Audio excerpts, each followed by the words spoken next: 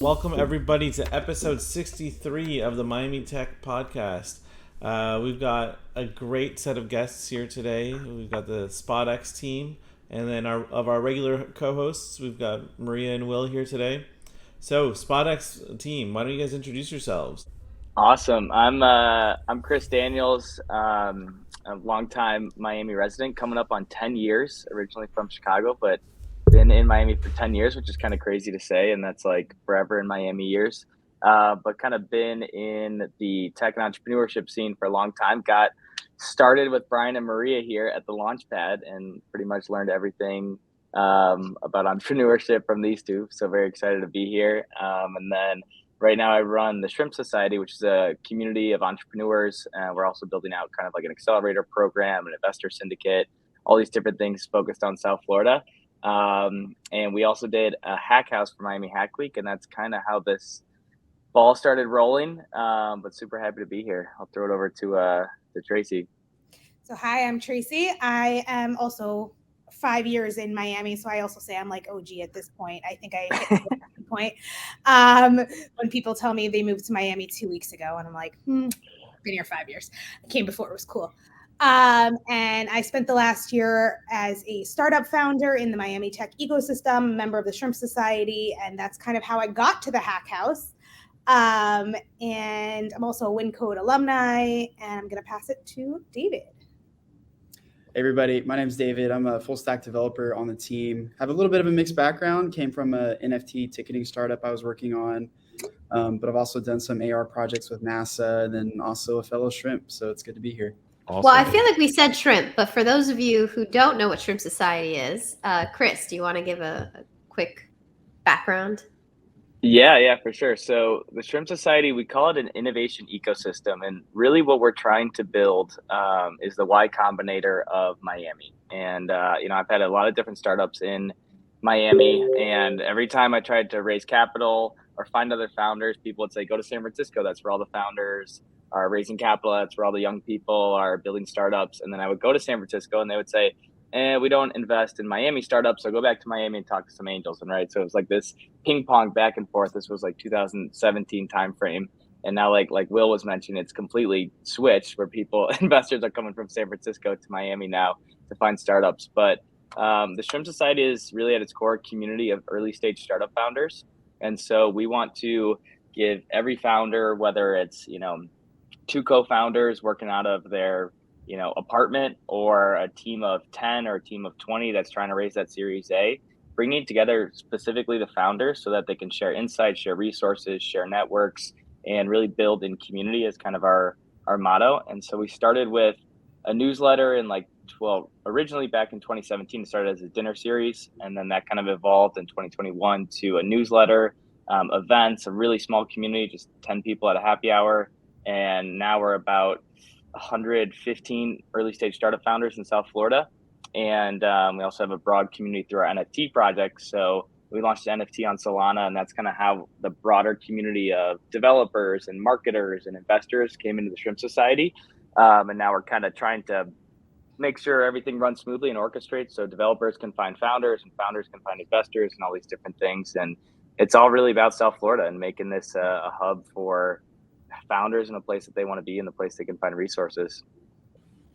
So is that how you all met? So we met during Miami Hack Week, actually.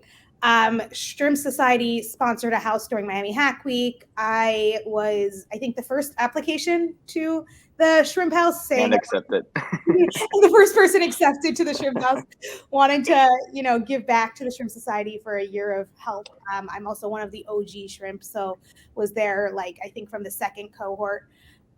So wanted to give back, ended up in the Shrimp House, and that's kind of how our team came together as a team in Miami Hack Week. All right, so let's talk about that a little bit. SpotX, the name of the company, right? That was formed. It's safe to say that your lives have changed pretty dramatically in the past, 90 days? Less than? Yeah. A little more, but yeah. Yeah. Pretty insane. So for folks that are not watching the video on YouTube, by the way, shameless plug, you can watch the Miami Tech Pod on YouTube if you want the video version. If you're watching this on Spotify or on your Apple devices, check out the video version. If you were watching the video version, you noticed that the SpotX team is joining us from Niantic's office. They got a lot of cool Niantic stuff going on in the background. And I think in Chris's screen here, we see it's at the Bay Bridge. Pretty epic. Their office is right at the ferry building. It's this hidden office. You go through a secret door. It's crazy. That's pretty. I love the ferry building in San Fran. It's an awesome spot. The food is phenomenal, and Blue Bottle is right downstairs. So that's another plug. So you guys were quickly acquired by Niantic. We need to hear this whole story about how all of this came together, because I mean, what amazing serendipity between what happened with Shrimp Society, the Shrimp House, Miami, Hack Week, and then formed the team, that then formed the company, that then got acquired by Niantic, and now you guys are in San Francisco and one of the most, I think, forward-thinking, most innovative companies on the planet. So let's talk about that. Let's rewind. How did all this thing get started? So it actually started through the Women in Web3 Equity chat. The Women in Web3 Equity Telegram channel.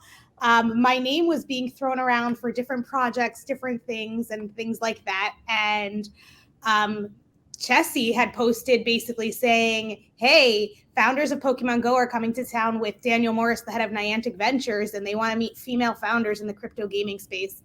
And someone posted and tagged me, and my name is on Telegram, The Shrimp Girl, and they tagged at The Shrimp Girl is creating a game for Miami Hack Week. And that was kind of the first introduction. I got in touch with Daniel Morris. We set up a time for the call. I told the team it's kind of going to happen. They're like, no, this isn't really true. Like we have all these people interested, but I don't believe you. And I'm like, I'm telling you, we're meeting with them. Here's the date, and everything like that. And we kind of then got invited to a happy hour. I think Brian and Maria were hosting, where we kind of came and teased John and Dan about what our project was, because we were meeting them for coffee, very Miami Beach style, for coffee at the Pally House Hotel the next day, to talk about our project. But we weren't even a company. We were a hackathon team. We had no pitch deck. We had nothing. We had our Notion document that we had running throughout the Hack Week. And that's what we spoke to them about. Yeah, it was nuts, kind of how quick everything happened. It was like, I didn't even know David, for example. I met David Monday morning of Hack Week, and the whole team, Traci and I were the only people who knew each other. So we get into the Hack House, which was kind of outside of Brickell. And with the first night, we just kind of all hung out. There was no laptops out, just hanging out, getting to know each other. The next morning, we did kind of a big workshop, whiteboard session, just all these different ideas. And because teams started forming on ideas and things like that. And we had about 25 people in the house. And some people were at different levels of seriousness. Some people kind of brought their own projects and were just working on that in a corner. Other people were just there to hang out and meet people, which is fine. Other people really wanted to build products. And I remember Tuesday night, I called a friend and I was like, man, we gotta ship something. We gotta make something happen here. Everyone's really having a good time, but we gotta build some products. I think I said something in the group chat, we got to come to the demo with something. And then sure enough, Traci was kind of forming the SpotX team and recruiting people. And I knew about the project in the house, but I was kind of playing camp counselor, right? Ordering food. And we had a couple different events at the house and things. And then at one point I wrote down this idea on a whiteboard, and I ran in and was like, Traci, guys, I think we should do this. And they were like, yeah, we're already building it. It's already happening. Do you want in on the team?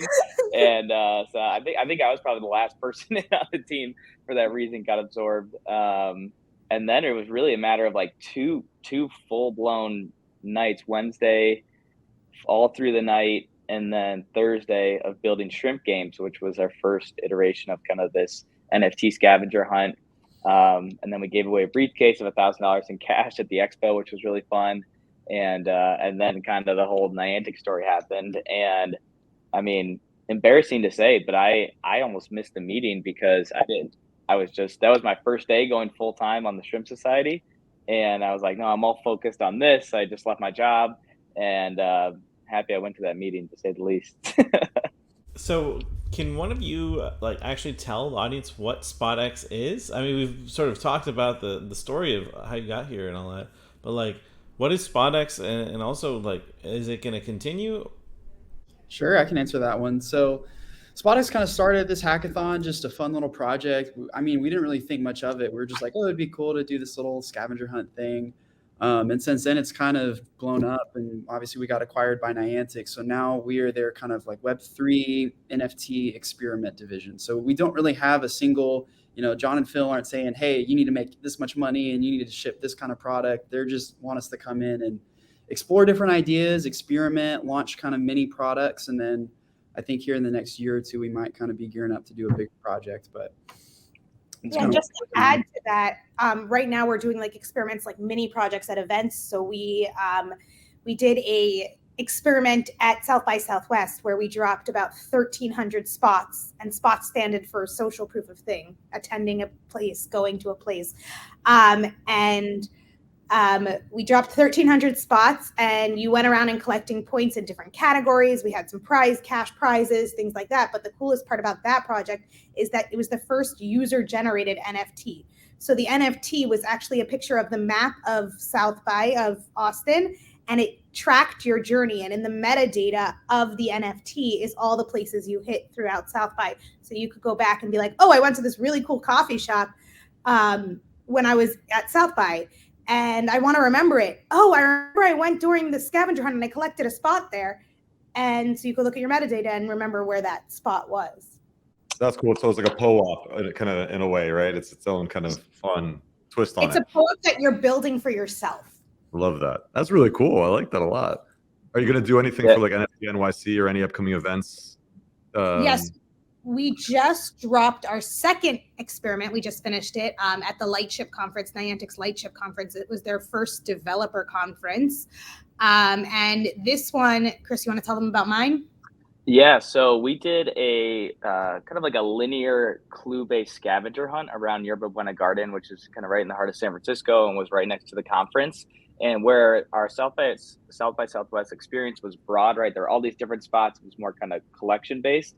With mine, you used an NFT cipher to go around the park and interact with things that were in the real life, whether it's a statue, whether it's kind of like a campfire or whatever it is that would give you clues to solve these challenges. There are also some mini games that were in AR mixed in there. And it was really a play on mining tokens and unlocking your seed phrase. And we actually had a full like life-size wallet, like a brown leather wallet that people unlocked with the seed phrases that they collected, and then they would unlock that and get this big prize.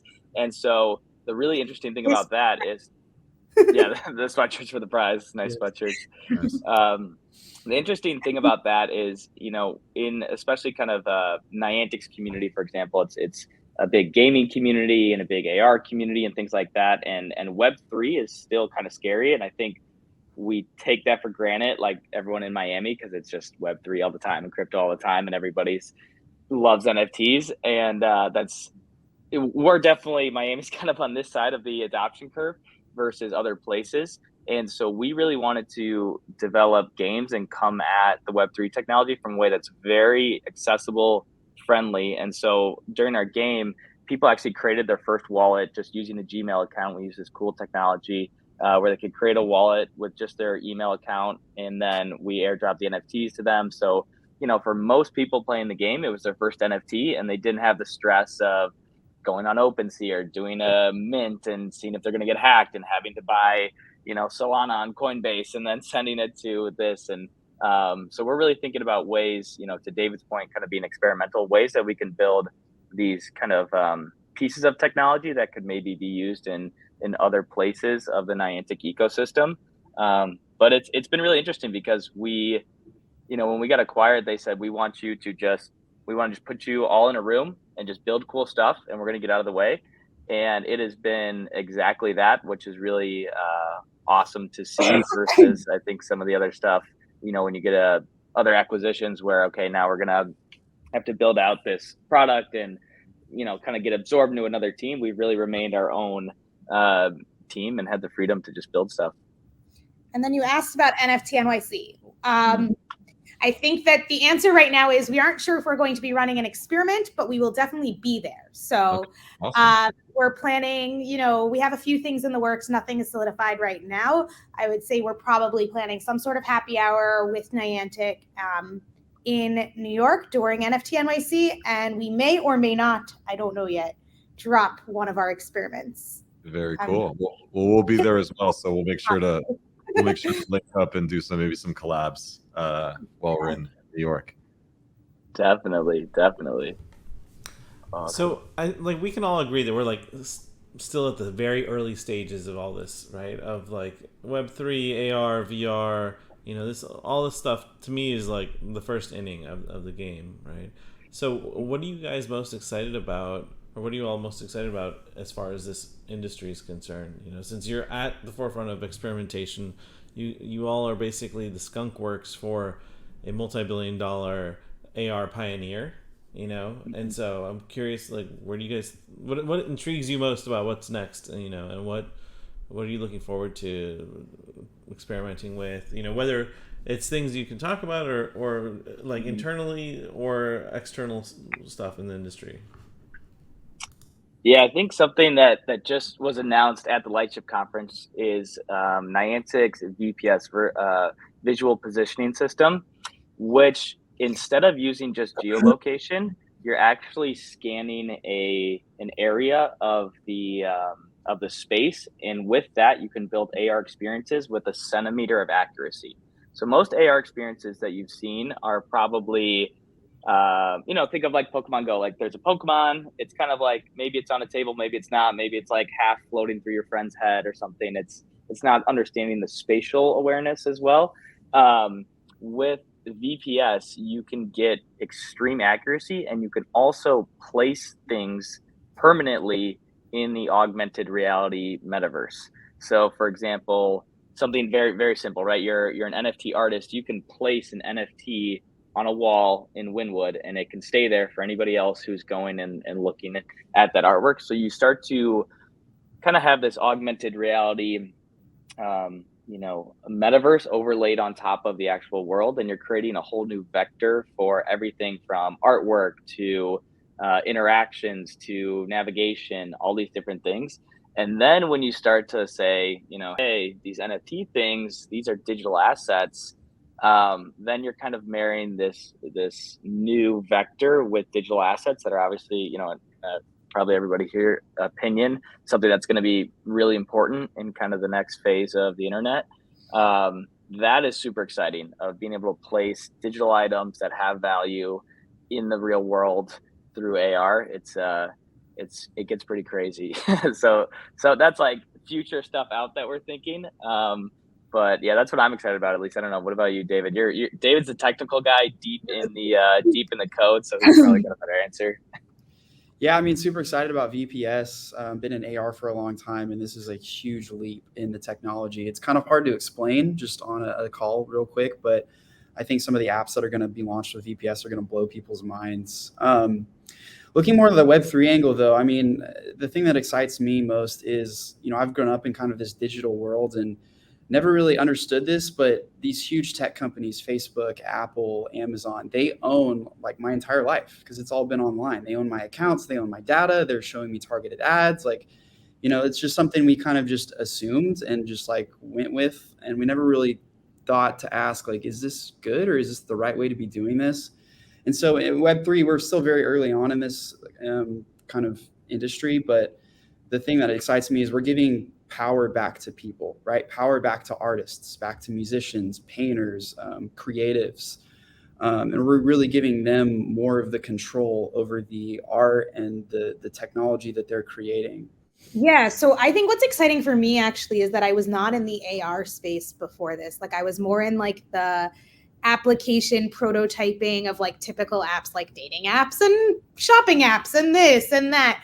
And now I get to experiment with these cool, crazy technologies. And I really want to see what the future looks like with art and projected art and augmented art and targets and things like that. I'm really excited to explore it, learn those technologies from the pros, and really build something super cool. Yeah, and the other cool thing about AR is that you can have multiple experiences in one location. So, for example, we could have a SpotX, activation going on in the heart of Brickle, for example. But then Cryptoys could also do that, right? And kind of it creates this way where people can interact with whatever brands, whatever companies, whatever they want, and it kind of starts leaning into more of like the creator economy too, and the whole like creator space of giving people a new canvas to create things. And that's kind of what the whole Niantic Lightship kit is all about, is so that people can build that stuff. I'd also add, Chris, that something that was announced also is that Niantic's vision is really for this real world metaverse. Like, we don't want to be, and something that really appealed to me about joining Niantic was I love nature. I love being out in national parks. I love being in nature. I live in Miami because I need to see water every day, right? And I need to see sunshine. So something that Niantic really believes in is bringing the real world and the digital world together in really cool and unique ways. So I'm really excited to see like how that expands and grows. Niantic's vision is like adventures on foot, right? Like getting people out and walking and doing things. There's an app that they're beta testing right now. I'm not going to say way more details, but I'm telling you that it's my afternoon break walk every single day I take to play this app because I want to get my steps in, because I want to get my desires hit. And so loving the adventures on foot and things like that. So I'm really excited to help in the building of this real world metaverse. On that note, I just want to make sure that even though you are now part of the Niantic team, you're still going to be based in Miami, correct? We are. Yeah, that was really cool. That's actually one of the things that Niantic loved about us, is that we were kind of in Miami at the heart of this growing tech ecosystem, at the heart of the crypto capital, all of these things. And we had our communities. And that's something that like Niantic really understood, is that Web3 was all about communities. And that was a huge piece of it outside of just the technology. And they just announced the other day someone we've been working with. His name is Traci, and he's part of the original team of Niantic and previous companies that they've built. And his community is all NFT artists, like big, multi ETH artists, big kind of expensive drops, and really just has a big following there.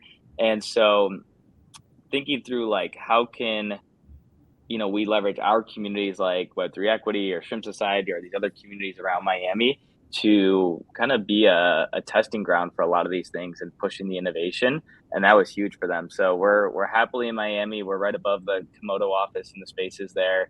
And we're really looking to do a lot more in terms of, just bringing together the AR community, the NFT community, having events, and doing things from a really grassroots approach. Even though Niantic's, obviously a big company, we think that we want to start building that core following of people that are interested in this intersection of AR and NFTs. And there's been a good response from people in Miami. I mean, I didn't know a single AR developer or anyone interested in the space prior to this. And in the past, 2 months, it seems like people are coming out all over the place. And so they're all around Miami. We're servicing them. Yeah, next time we're all in Miami, we got to get in a room together and jam out, because I'm sure we can geek out for a few hours on all the possibilities that are happening at the intersection of augmented reality and Web3 and NFTs. This is such a moment and a massive opportunity at that intersection. I really believe that that's where things are heading, and I completely agreed. What you were saying, Tracy, about the real life metaverse. The metaverse is an interesting word, right? Because it gets thrown around a lot these days, and it means so many things to different people. I am not of the belief, and there's different fidelities to this, right? There's like high fidelity metaverses and lower fidelity metaverse. So like, I'm of the belief that the hypothesis of like a virtual world, like Ready Player One style, is not really what people want at the end of the day. Like, I'm an investor in a number of NFT companies, and some of which are building these like metaverse World of Warcraft style things. And as a dad, I have 3 kids and I got a lot of things going on. I don't have time to spend hours and hours inside of these virtual worlds, right? But what I do want is the technology that I'm interested in to complement the things that I do and I'm passionate about in the real world. And there's fidelities to this, right? So like, for example, I was on a Twitter space the other day and I was walking my dog, right? And while I was walking my dog, I was on the Twitter space, and what an amazing moment, kind of surreal to be walking your dog, and then all of a sudden you look down, you're on Twitter space, and you see all these like avatars, and they're reacting, right? Sending heart emojis and clapping emojis as the things you're saying. And to me, that's a low fidelity metaverse that we were just experiencing, right? You become slightly bionic. Your capabilities as a human, you're still doing what you need to do, but you're slightly bionic in that you have a megaphone to thousands of people and they're reacting to your voices. That's the technology that I'm interested. How do you feel more like a superhuman doing the things that you could already do while not taking you out of the present moment and just amplifying some of your strengths? And that's what I always appreciated about Niantic, because my son, I have an 8-year-old son, and you can imagine what one of his favorite games is Pokemon Go. So much so that I make sure that I have a battery charger in my backpack at all times, because kid will drain my battery very, very quickly with Pokemon Go. But what I love about it is it's my favorite video game for him to play, because he gets out in the real world and he runs around and he looks for different things. He gets fresh air. So I really love, that whole mission behind what Niantic is doing, and I couldn't agree more. Metaverse, it's a word that gets thrown around. It's important, but there's levels to this, and I think there needs to be some ownership and some movements around a healthy version of the metaverse, and I think that's what you guys are doing at Niantic, and I can't wait to see what you guys build. I'm really excited. Awesome, I appreciate that, and that's like you hit it, nail on the head, and that's kind of what John Hanke, the CEO, has been preaching, and gotten pushback in a way from people that are all in on kind of the virtual reality world and kind of traditional Decentraland metaverses. And it's a very hard stance and line here. We think, Niantic believes that technology should enhance the real world, not take you away from it. And John's got a great example where he says, after a long day of being in the office or, work or whatever it is, you drive home and you all this, stimulation and staring at a screen all day long. Then do you want to sit on your couch next to your significant other and put on a screen and go somewhere else? Or do you want to have technology enhance the real world around you and make that experience better and have real human connection and feel the wind and dirt beneath your feet and things like that? And to Tracy's point, that's something that is super exciting about, what Niantic's doing and kind of how we all see the world. Like all of our team, it was kind of like the Power Rangers when we assembled in the house. We started being like, wait, David, you're a DJ and like you love going to events and all these things. And, he's like, yeah, like I love, the feeling of the crowd and like all this real world stuff. And then you have Jackson on our team who he literally did a zombie apocalypse scavenger hunt with like hundreds of people in Sacramento, like years ago, just using printed out Google Maps and like selling that on Groupon and kind of that whole scavenger hunt real world thing. And then you have Galena on our team who comes from kind of more of like a kind of like Wall Street background and is very skeptical about NFTs and is like making us prove utility, right? Like what is the purpose of this? And then, Tracy too, with the exploring and hiking, all that stuff. So everyone on our team was kind of like not your traditional like deep NFT person who's like, let's create avatars in the metaverse, let's print a coin, let's do all this stuff, right? We really have no kind of interest in the monetary stuff, which I think drives a lot of NFT communities. We're much more interested in ways to connect the actual communities, and I think that's something that keeps us different. I love that. Tracy, go ahead. No, I was just saying, yeah, definitely. I totally agree with Chris on what he was just saying. Like, even me, I only got into the NFT space and the Web3 space because of Chris and the Shrimp Society, getting my first NFT through the Shrimp Society when they did their launch. And I didn't really even know what this space was or where I was going. And it's kind of been like this journey that I'm learning as I go. Well, so Tracy, I feel like you're a great example of a kind of coding school grad, WinCode, who we've had Joe and Yuha on the pod before. Now we were purchased by BrainStation. Can you share a little bit about that journey in terms of like what made you take the leap to do the course, and then how has it been post-course? Yeah, so I mean, post-course was crazy. But what made me do the leap is that I was working in nonprofits for about 10 years and was really feeling burnt out and like wanted to do something more. And my last two roles, I ended up as a webmaster, because I guess when you work in nonprofits, you take on like random roles in the company. That's kind of fact. And so I ended up as a webmaster, realized I was really good at this like tech stuff, and was like, you know what, let me try something new. And I actually applied, I'll be honest, to I think all of the boot camps in Miami, and went to the one that gave me the best scholarship. So thank you, CareerSource, for free tuition to WinCode. But WinCode was honestly like, WinCode/BrainStation was honestly an amazing and intense 10 weeks of my life, where I just didn't have a life for 10 weeks. Was just learning and coding all day. And then post WinCode, I actually did have some job offers, but chose not to take them because I wanted to go on this founder journey and realized that I had this like entrepreneurial spirit that was never being met. And so I started a startup for bootcamp grads like me to help them gain experience, because I felt like there was a lack of opportunities for grads to gain experience to help them get hired. And since that happened, that was January of 2021 that I started Make It MVP. And what are we in now? Like May of 2022. So it's kind of just been like a whirlwind of a year in my life of going from nonprofit social worker, whatever I was doing, to this, and working as a software engineer at Niantic, which is crazy. Yeah, Wait, all that happened in the course of a year? Yeah. Holy crap. I think one thing I think is really amazing about our team is we all kind of took big risks in our life, kind of either right leading up to Hack Week or early on in this year.